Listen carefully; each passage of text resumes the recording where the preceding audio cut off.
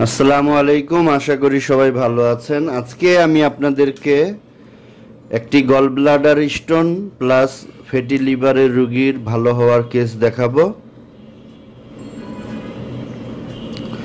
এই রোগীর গল ব্লাডারে স্টোন ছিল এবং ফ্যাটি লিভার ছিল। এই রোগী আমার এখানে 3 মাসে ঠিক হয়েছে। ট্রিটমেন্ট শুরু করার পূর্বের রিপোর্টটা যদি আমরা দেখি তাহলে এখানে দেখা যাবে যে ওনার লিভারটা মাইল্ডলি ইনক্রিজ ছিল, লিভারটা একটু বড় ছিল এবং ওনার গল ব্লাডারে স্টোন ছিল। সেই স্টোন হলো মাল্টিপল। এখানে দেখা যাচ্ছে যে ওনার গল ব্লাডারে স্টোন ছিল মাল্টিপল টিনি, মানে অনেকগুলাই আছে ছোট ছোট। এর মধ্যে সবচেয়ে বড় যেটা মেজারমেন্ট করা গিয়েছিল সেটা হলো 3.9 mm। তাহলে ওনার এই 3.9 mm গল ব্লাডারে স্টোন ছিল প্লাস ওনার গ্রেড 1 ফ্যাটি লিভার ছিল। এবং ট্রিটমেন্ট শুরু হওয়ার পূর্বে আরও একটা রিপোর্ট, এখানেও দেখা যাচ্ছে যে ওনার ফ্যাটি লিভার এবং গল ব্লাডারে স্টোন দুইটা রিপোর্টেই ধরা পড়েছে।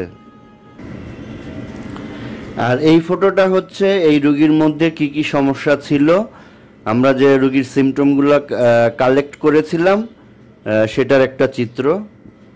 আর এটা হলো রোগীর ট্রিটমেন্টের পরে লাস্ট রিপোর্ট, যেখানে ওনার লিভার ফ্যাট এবং গল ব্লাডার স্টোন দুইটাই এখানে দেখা যাচ্ছে না।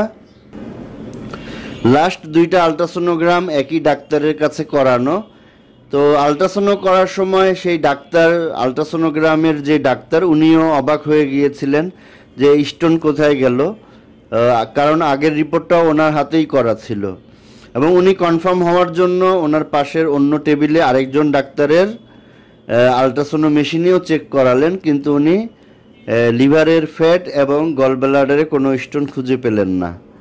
পাথর যদি একটা দুইটা হয় বা ছোট ছোট হয় তখন কিন্তু এই পাথরগুলো গলে বের হয়ে যেতে পারে গল ব্লাডার জুসের সাথে। এই জন্য আপনাদেরকে অনুরোধ করব, আপনারা অপারেশনে যাওয়ার আগে হোমিওপ্যাথি ট্রাই করতে পারেন। যদি হোমিওপ্যাথিতে কাজ হয় তাহলে ভালো, না হলে আপনার অপারেশনের অপশন তো হাতে থাকলোই। তবে যাদের গল ব্লাডার পাথরে ভর্তি থাকে তাদেরকে হোমিওপ্যাথি চিকিৎসা নিয়ে অপেক্ষা না করে আমি অপারেশন করার পক্ষেই আমার মতামত দিব। কারণ অনেকগুলো পাথর যখন থাকে তখন সেটা গলে সেই গল ব্লাডার জুসের সাথে বের হওয়ার আসলে সুযোগ থাকে না, বা সেটা অনেক সময় সাপেক্ষ ব্যাপার। এই জন্য ওই ধরনের রিস্কে না গিয়ে যাদের গল ব্লাডার একদম পরিপূর্ণ হয়ে যাবে তারা অপারেশন করায় ফেলবেন।